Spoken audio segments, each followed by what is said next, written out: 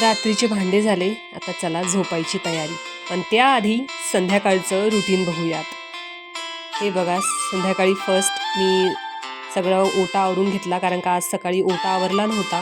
त्याच्यानंतर ओटा आवरून घेतला आणि म्हटलं रात्रीचं जेवण करायला मोकळं. आणि या जे पीठ ऑर्डर केलं होतं ते पण डब्बा धुवून डब्यात टाकून घेतलं. आणि त्यानंतर असे छोटे मोठे सगळे कामं करून घेतले, जेणेकरून स्वयंपाक पटकन होईल. आणि माझा पिल्लू खाली खेळायला गेला होता तो येण्याच्या आधी. आणि त्याआधी म्हटलं थोडीशी शक्ती येण्यासाठी कोकम तयार केलं ह्यांच्यासाठी आणि माझ्यासाठी, कारण का कोकमने खरंच मला जो विकनेस आलेला असतो ना, तो लगेच जातो. आणि हा माझा सेकंड लाँग व्लॉग आहे. खरं तर मी यूट्यूबची सुरुवात 2021लाच सुरू केली होती. म्हणजे मला 21ला मी गणेश शिंदे, तुम्हाला माहिती असेल कॉमेडी व्हिडिओ बनवतात ते, त्यांचा व्हिडिओ पाहिला होता आणि मला फर्स्ट टाईम कळालं की यूट्यूबवरही अर्निंग होऊ शकते. कारण का कोरोनामुळे मी गावाकडे होते आणि मी जवळपास अशी रडतच बसले होते की आता म्हणजे माझ्या शिक्षणाचा काय उपयोग, मी काही कमवू शकत नाही, काही नाही. आणि माझी लहानपणापासून इच्छा होती की नोकरी करायची, आपल्या आईवडिलांसाठी काहीतरी करायचं.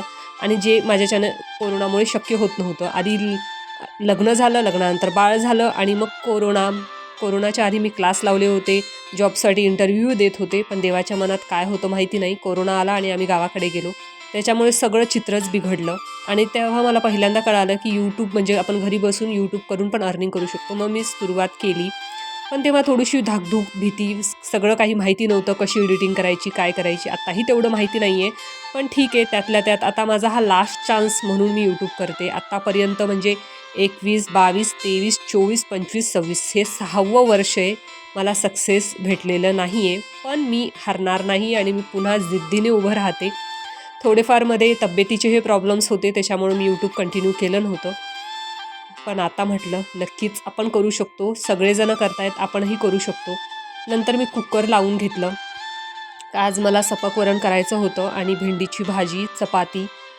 कारण का भाजी असली ना, मी वरणाला फोडणी देत नाही, सपक वरणच ठेवते. कारण का कशाला तेवढं मसाले, मग तेवढं तेल आपल्या पोटात जाणार, त्याच्यापेक्षा सपक वरण हेल्दी. आणि आधी आम्ही मुगाची डाळ जास्त खायचो, पण आता म्हटलं मुगाची डाळ संपत आली आहे, तुरीची डाळ पण संपवा. माझ्या मम्मीने मला तुरीची, मुगाची, उडदाची सगळ्या डाळी दिल्या आहेत. आता उडदाची तर संपली आहे आणि तुरीची आम्ही खातच नाही, त्याच्यामुळे खूप उरली आहे. मला तर वाटतं यावेळेस आणायची पण गरज नाही. यावेळेस जेव्हा मी उन्हाळ्यात जाईल तेव्हा तुरीची डाळ नाही आणणार.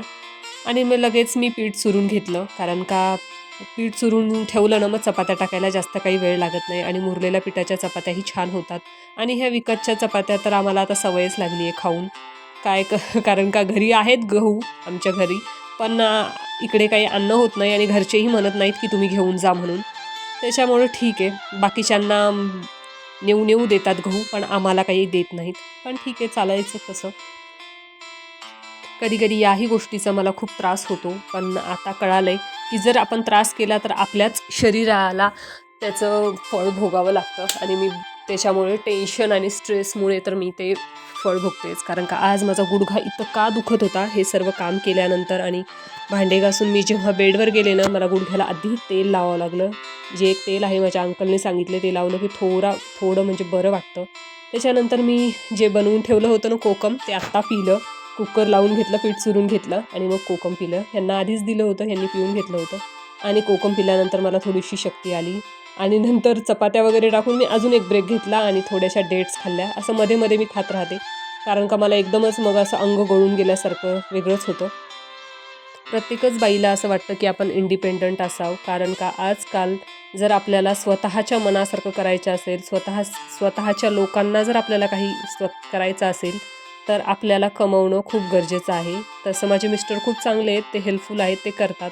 पण तरीही वाटतं की मी काहीतरी करावं आणि माझ्याकडून ते होऊन जावं. कारण का जसं रियाशला काही घ्यायचं असेल किंवा माझ्या मम्मीला काही घ्यायचं असेल, तर मी माझ्या हक्काच्या पैशाने ते घ्यावं. आणि माझं पहिल्यापासूनच असं आहे. म्हणजे मी जेव्हा लहान होते कॉलेजला, तेव्हा पण मी ते जी फीस जितकी भरली आहे ना, तितकी मी लिहून ठेवायची प्रत्येक वर्षाची. आणि मला माझ्या डोक्यात असं असायचं की जेव्हा मला जॉब लागेल तेव्हा मी हे सगळे पैसे मी माझ्या पप्पाला परत करेन. आणि ओ माय गॉड, तो दिवस तर आला नाही आहे आणि माझे पप्पाही या जगात नाही आहेत.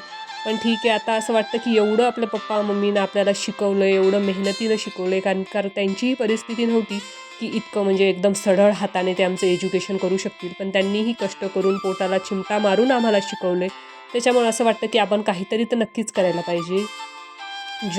मी खूप ट्राय केलं. म्हणजे कोरोनानंतरही मी क्लास लावले, इंटरव्ह्यूज पण दिले.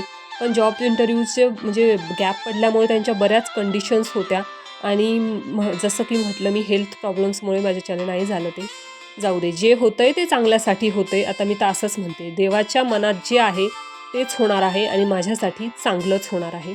मग नंतर मी वरण भाताचं कुकर काढून घेतलं कारण का ती शिजला होता. मग चपात्या पण करून घेतल्या आणि हे बघा माझा वरण, भात, डाळ सगळं तयार झाले. भाजी पण इकडे तयार झाली.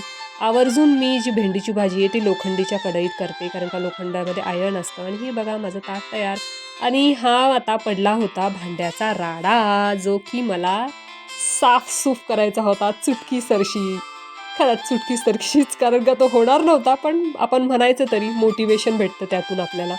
मला भांडे घासायला काही नाही वाटत, पण जर जास्त उशीर झाला ना तर खूप कंटाळा येतो. आणि आज व्हिडिओच्या नादात, कारण का मला जे ट्रायपॉडवर म्हणजे मोबाईलच बसवता येत नव्हता, त्याच्यामुळे थोडा वेळ लागला. कारण का नवीन आहे सगळं, थोडा वेळ लागेल शिकायला. पण नक्कीच शिकेन मी, कारण का जे शिक्षण घेतलं आहे आतापर्यंत ते तर खूप हार्ड होतं या यूट्यूबपेक्षा. यूट्यूब त्या मानाने इझीच आहे, कारण का किती अभ्यास करावा लागायचं, किती परीक्षा दिल्या. Oh my God. भांडे झाले की माझे कपडे मला घडी करायचे होते आणि 2 दिवसाचे कपडे पडले होते आणि मी पटपट घडी करून घेतले, कारण का उद्या आपल्यालाच करायचं आहे. आज नाही केलं तर कितीही थकवा आला तरी आपल्यालाच करावं लागतं. आणि हे बघा, हे जे भांडे झालेत आता. आणि नंतर परत मी सगळा कचरा भरून घेतला आणि मग माझ्या तळपायांची खूप आग होत होती. आता उन्हाळा पण आहे, त्याच्यामुळे तळपायांना मालिश केली थोडीशी आणि गुडघ्यांना पण तेल लावलं. चला भेटूया पुढच्या ब्लॉगमध्ये. बाय.